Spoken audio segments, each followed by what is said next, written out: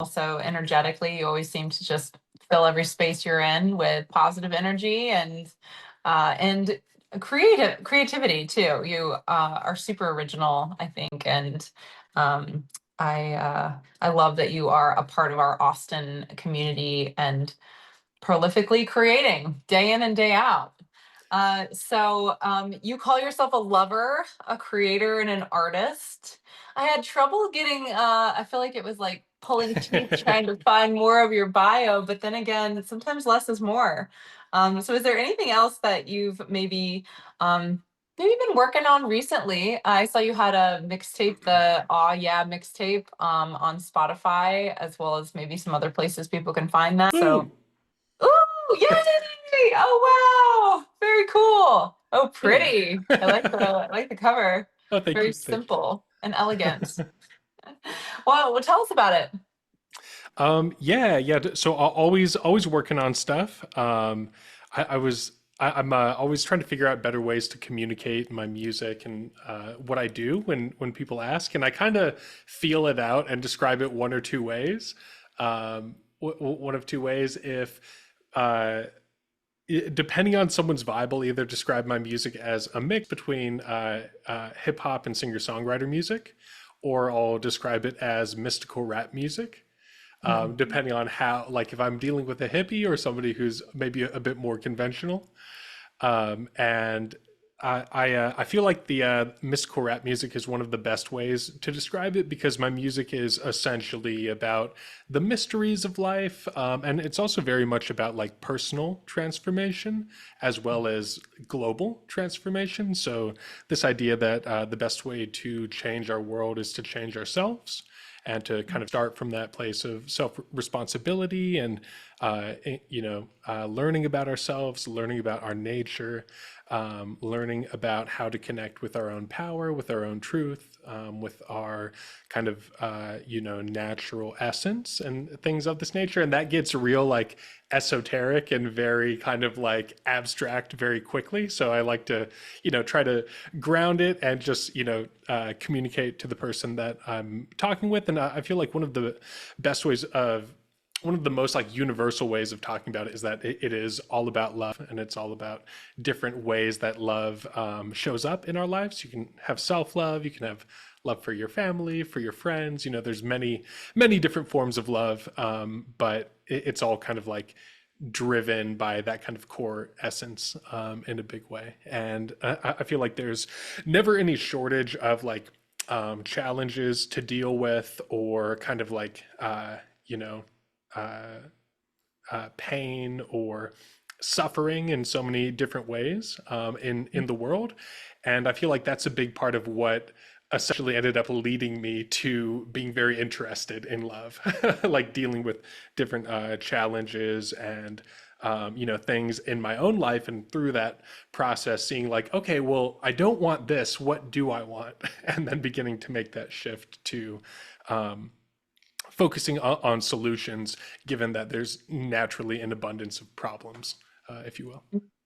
Yeah, and oftentimes it really matters um, how information is received and delivered.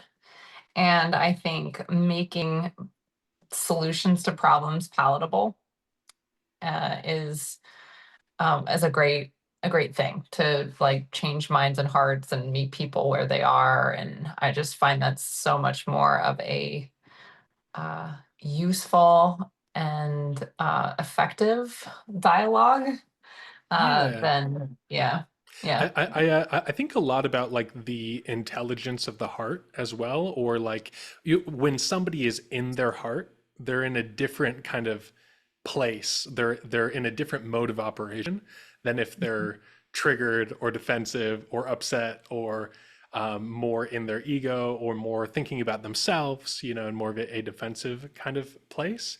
And so that goes back to love again. I think that it's like, I'm very much about like the energy that connects us and allows us to like work harmoniously together, and to play and to co-create and to be in this kind of mode of operation together, because I feel like in a big way that is the solution. We as humans essentially create our world together based on our agreements.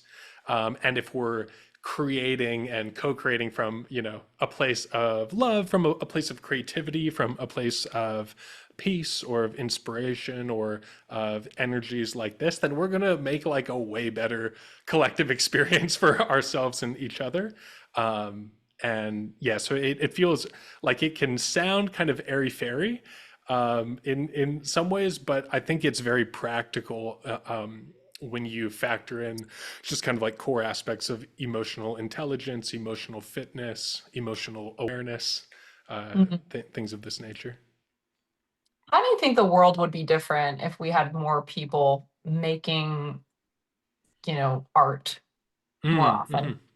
Yeah, so I think that one of the big things that comes to mind is, and it's a part of the whole conversation, like not falling into the trap of like toxic positivity or spiritual bypassing or like ignoring the problems or trying to just like pretend like certain things aren't happening or certain things don't exist, but instead seeing the reality of the situation and beginning to process that and then come up with a better vision of how we desire things to be, what our true desire is, what we really want in the context of the situation. And I think that's how we create solutions. And for me in my life, art has been a massive kind of like uh, tool to allow me to self-reflect, to get clear on how I feel, maybe to express those emotions of anger or of sadness or of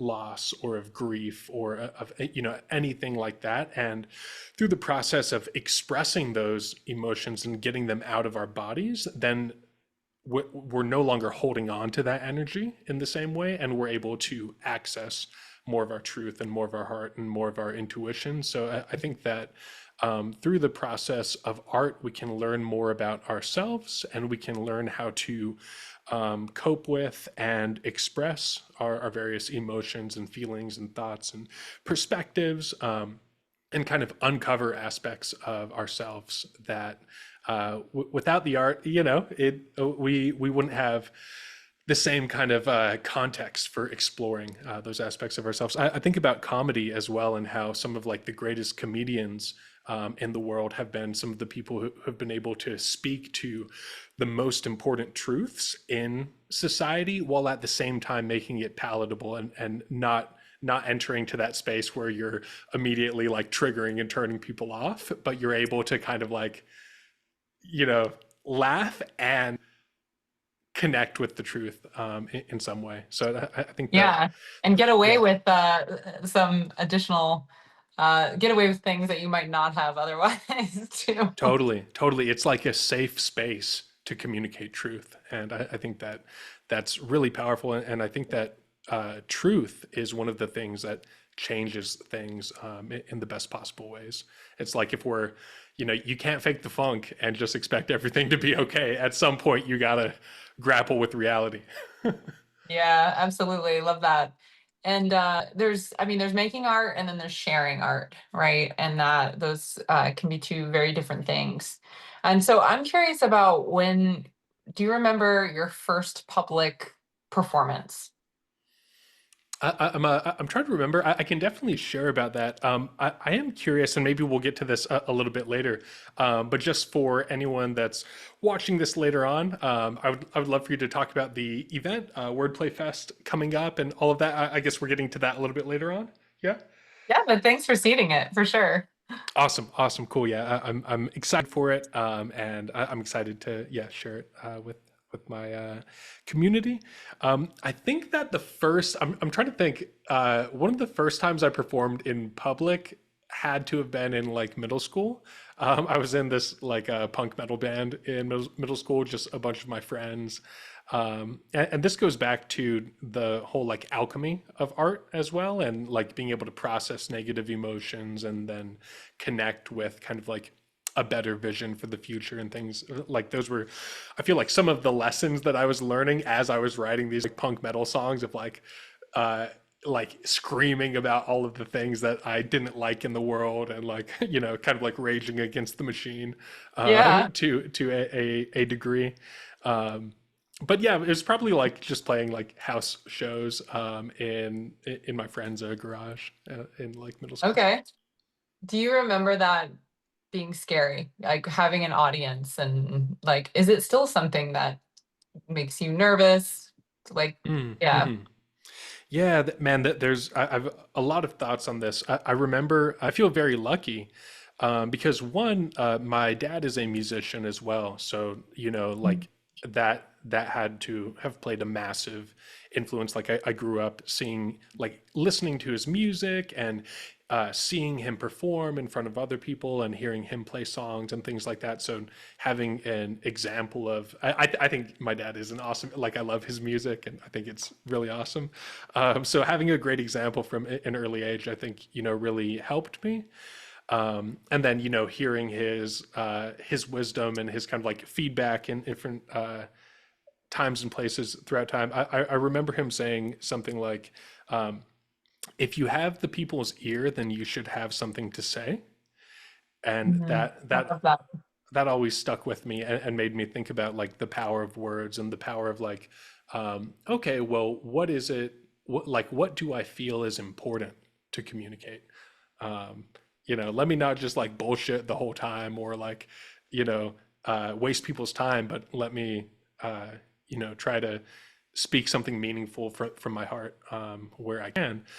Um, and I remember in middle school when my friends were forming a band, they were looking for somebody to do vocals. And I remember it like, it's like a freeze frame in my mind, kind of, they were talking about this. And I remember being at that decision point of like, I could kind of like, just like lean back and kind of go the opposite direction, or I could try this. And I remember, just saying like, I'll do it and kind of like volunteering at that point. And I feel like that was, um, there was some like nervousness that came with that because it's the unknown. It's like I've never done this before. It's a totally new thing. Like what will it be like? And all of those things. But I remember just kind of taking it, like making that decision with this attitude of like, let me just try it and let me just go for it and see how it goes, and that kind of like open mindedness, and yeah, it's like it's been such a journey, since that point. And there's so many different waves to the journey, but that was I feel like that was kind of a one of the more nervous points in the journey, but I feel like just through putting in reps and just doing it continuously, I feel like I've gotten more and more comfortable. And there's still elements of like, oh man, like there's so much more music that I want to make, and I want to play like the best sets for people, and I want to get like another band together, and there's so much more that I want to do beyond what it is that I'm currently doing. But just doing my best to practice patience and keep taking steps forward. Heck yeah. Putting in the rap reps for sure. Yes, indeed. Uh, so, you, one thing that makes you unique is you do really have something to say, and your lyrics are incredible. And I'm just curious, is there a line or a lyric from one of your songs that feels especially meaningful? And maybe sometimes it's just probably depending on what the world's going through, maybe what you're going through personally. But what's one that kind of feels, yeah, especially, yeah, Hmm, hmm. close to, you keep it close to the vest, as they say. There are many. There are many. One of the ones that comes to mind off top is it's the title of the song. It's called "Divine Timing," and it's really that. And I feel like this is something that uh, probably most people deal with in their own way. This feeling of like, oh no, I haven't done enough yet, or like, oh no, I'm running out of time, or like, oh no, I don't have enough time, or it's like we as humans have a really interesting relationship with time, but instead of kind of like staying in that anxiety, and like for me, there's so much that I want to do in the world, and there's like I like I love people a lot, and I want to do what I can to help make things better in the world where possible. And it's a big planet. There's like 8 billion people plus, and untold thousands of I guess hundreds of thousands of square miles of Earth, and there's a lot going on out here. So the delta between what I want to do and what I have done is massive. um, and yeah, it's I think sometimes tricky grappling with ambition or what we desire to create, and whether it could be anything that we want in our lives that we haven't materialized yet, or that we haven't manifested or created or realized yet, that can create that kind of like anxiety in that gap of the gap between where we are and where we want to be. But I really love this idea of, instead of all of that and that whole story, like leaning into this perspective that we are exactly where we need to be right now. And it is really easy to make it sound cliche, or I have for a it phone to, case that yeah, says that. yeah, and to me, that perspective of like divine timing, you're exactly where you need to be. It helps me to become present again, to get out of my head and to get back into my senses and into the present moment, and into being here now. And when I can be more present, then I feel like that connects me with the miracle of life more so, and uh, with the awareness that like one, that life is a gift, but also to like really experience things, while I'm here, and to soak it in fully, and to still, do my best, and, work to create what I honestly desire to create, but to do it from a place of like honoring the miracle of life, of, of remembering that this life is a gift, and also that tomorrow is not promised, but honoring where we are right now, and doing my best in this moment, both in action but also in like appreciation, and in just like the perspective of um it, we do such a good job of filtering out everything that seems familiar to us, basically, and we stop seeing how incredible the world is. As kids, we all come into this world just beaming with life and marveling in in like our ability for appreciation seems like it's so much higher, and our ability, our connection with awe and with wonder and with Mm. play, and with the ability to be entertained by damn near anything, is so high when we're kids. And then we, tend to filter so much of that out. And, part of it is biological, part of it is societal. There's many different aspects of why I suppose we don't just live in a perpetual state of astonishment. Mm. But being able to reconnect with that astonishment, and reconnect with how great it is just to be alive, just to be breathing, just to be Mm. here, and to like to even like remember that we are whole now, and that we are good enough now, and that and like yeah, being able to just have a much more profound appreciation for the present moment, as opposed to just torturing ourselves with continuous anxiety until we reach some kind of arbitrary goal that we've created for ourselves, or oftentimes that we have been given in some way, conditioned to uh, think that we should do, Mhm. like the um, society, would want us to think that we are not good or successful or what have you, until we've checked the standard boxes of like house and husband and Yeah. kids and so on and so forth. But it doesn't have to be that way. You're absolutely right about that.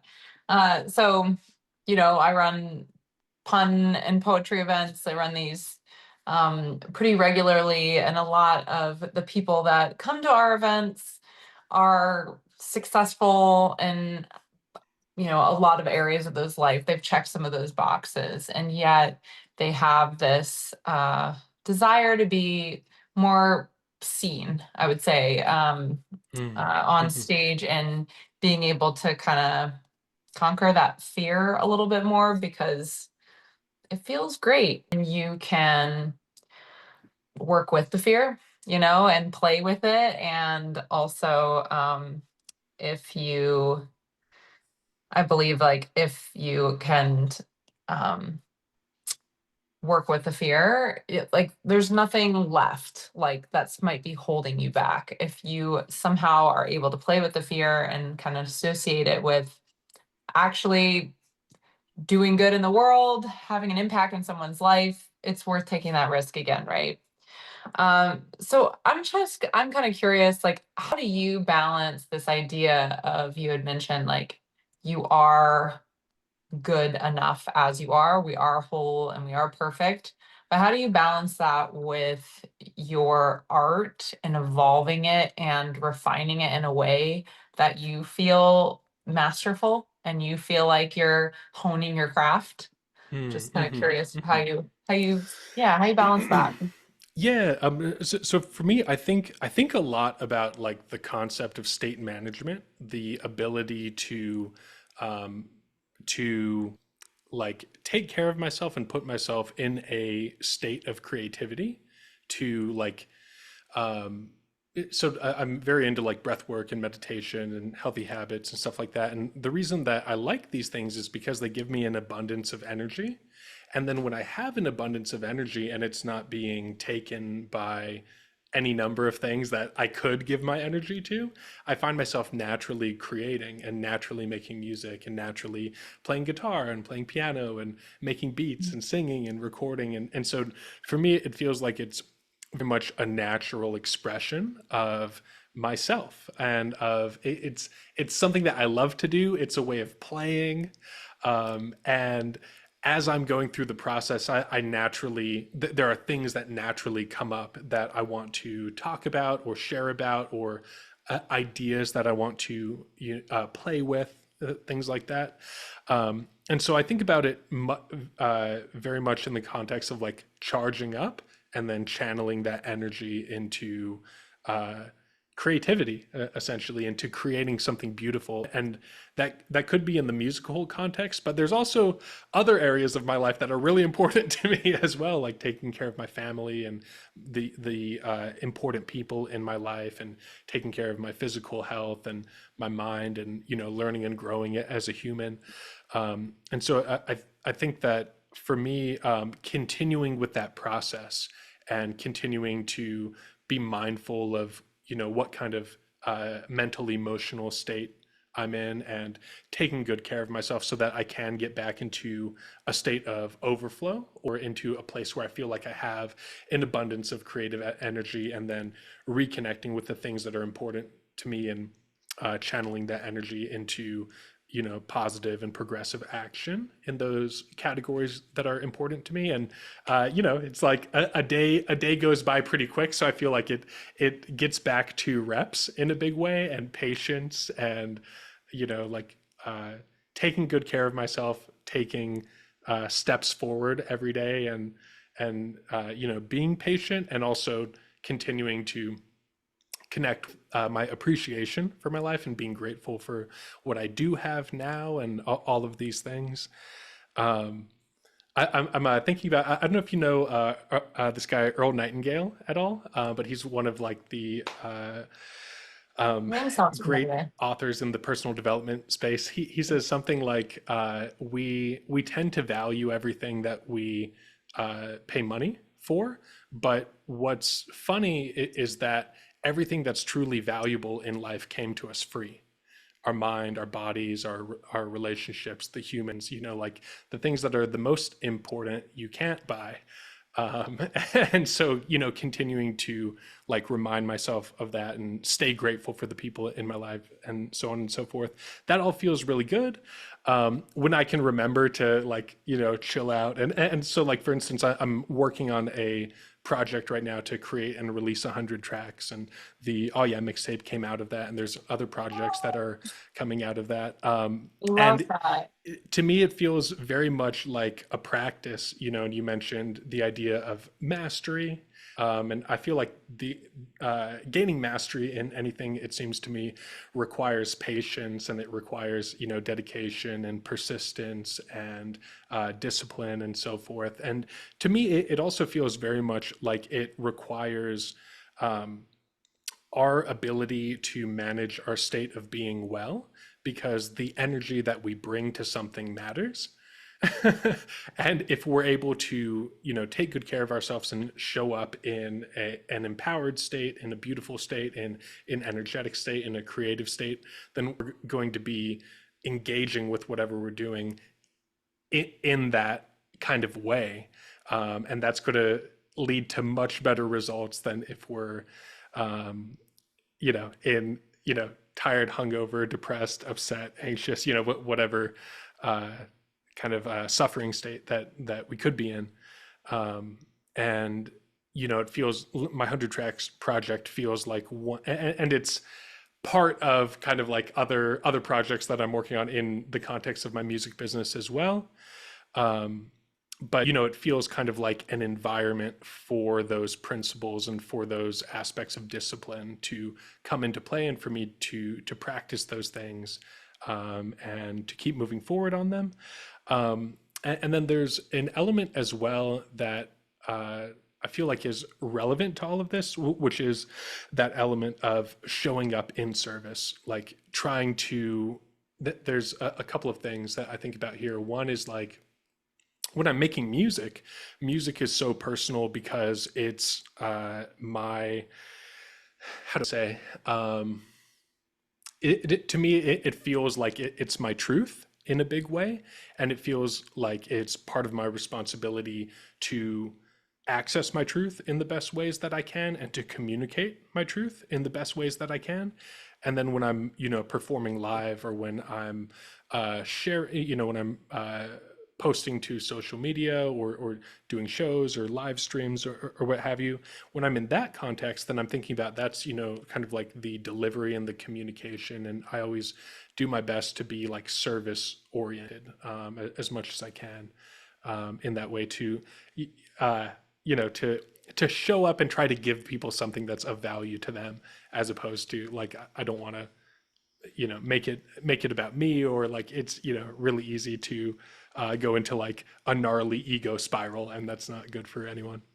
Totally. Well, I love that. It's creating a state in which energy, like a creative process happens, and maintaining that. And then I love this creative challenge. I love giving myself and also authors that work with me. 'Cause I help people write and self-publish books in my day job. And I always love giving them, 30-day writing challenges and seeing what comes through there. It's super fun. Okay, so I've got this or that. I'm going to name two things, and you have to just quick fire. Let me know what those are, and then Awesome. we'll. Real quick before we move on, there was one other thing that do you mind if I share one other quick Sure. thought? Yeah. It's basically this idea, because this came to mind when you were mentioning people in the pun spoken community that are wanting to like be more fully seen and kind of like express themselves more. And I feel like that desire to feel seen and to feel known and understood and connected, I feel like those are all aspects of our like natural desire for love and yearning for love, and in many different ways. And the thing, I just wanted to share this because I feel like it's important, and it's probably something people have heard before, but if it's not, I feel like it's worth talking about. And that's this idea that your vibe attracts your tribe.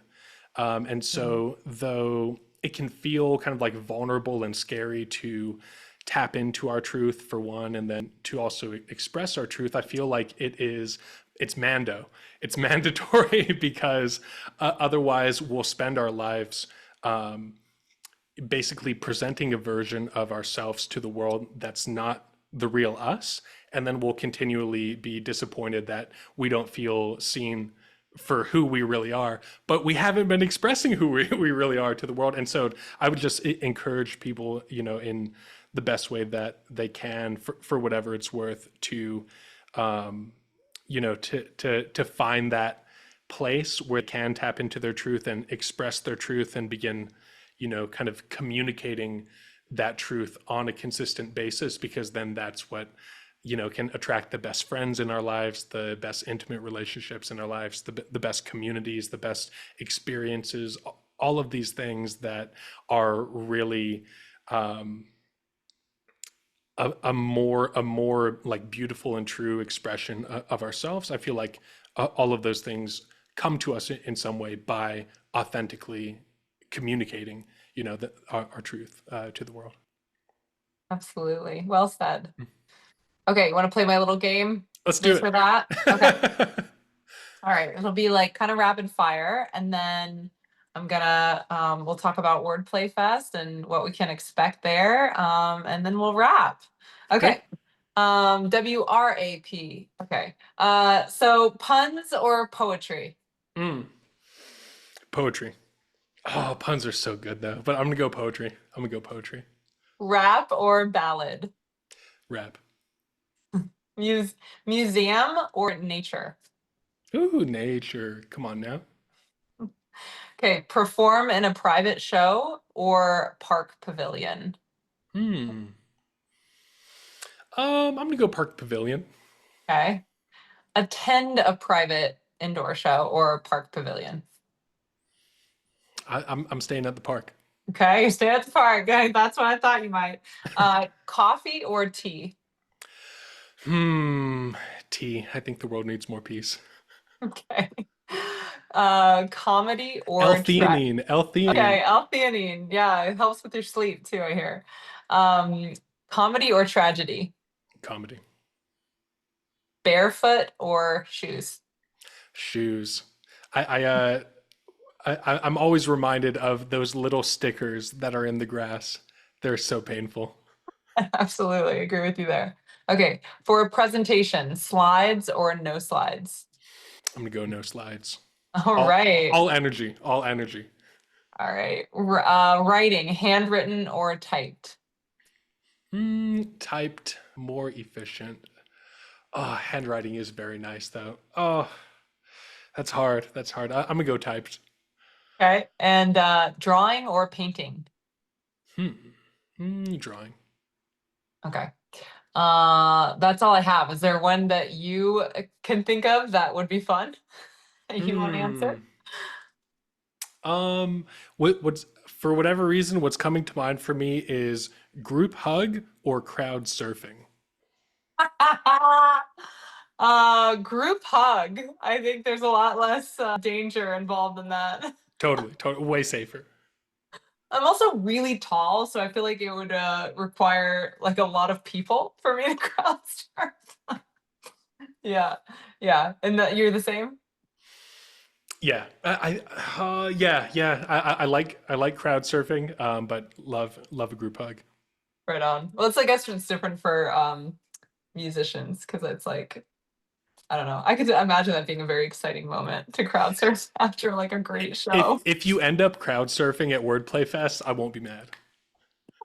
Right, right on. Okay, so as we mentioned, Wordplay Fest, we're bringing together, it's a one-day festival that is bringing together creators, leaders to have more fun public speaking through comedy, storytelling, puns, and hip hop. Of course. So you can definitely see Azlon performing, kicking off our show. Really, we need to talk about this. We actually moved you to a 12 p.m. slot. So hopefully that still works on that Saturday the 15th. If it Sweet. doesn't, that would break my heart. But kicking off the festival kind of in the opening ceremony. And I'm just kind of curious, what are you like? What are you dreaming up? What are you thinking? Maybe give us a sneak peek of what you want to create there. Totally, totally. So I don't have my music set up here, but energy. Energy is the thing. Planning on bringing the vibes, bringing beats, bringing melodies, bringing songs. We're going to get people we're going to wake people up, get people moving a little bit, and yeah, Mhm. just bring some energy, bring some good vibes. One of the things that I think about is people won't remember what you said or what you did necessarily, but they'll always remember how you made them feel. So I'm gonna try to bring some feelings, bring some vibes, bring some energy, bring some goodness to people. Heck yeah, I can't wait. You can find out more about WordplayFest by visiting wpf2025.eventbrite.com. And if you put Azlon, Azlon, in as a discount code, you'll receive a sweet little discount. Thank you, Azlon, for coming, for sharing those. There are so many great takeaways. I love your energy, love the vibes you bring. Also, just love how deeply feeling and thinking and how you incorporate the message into your music as well. It's just an entire 360-degree experience, I feel like, from every angle, hitting us with the good stuff. So I just appreciate your time for coming on with me, and I just can't wait to create with you in space in Cold Town in East Austin on Saturday, November 15th. Woo woo. Thank you so much for having me. Appreciate you, Ali. Okay. Bye, Aslan. Peace.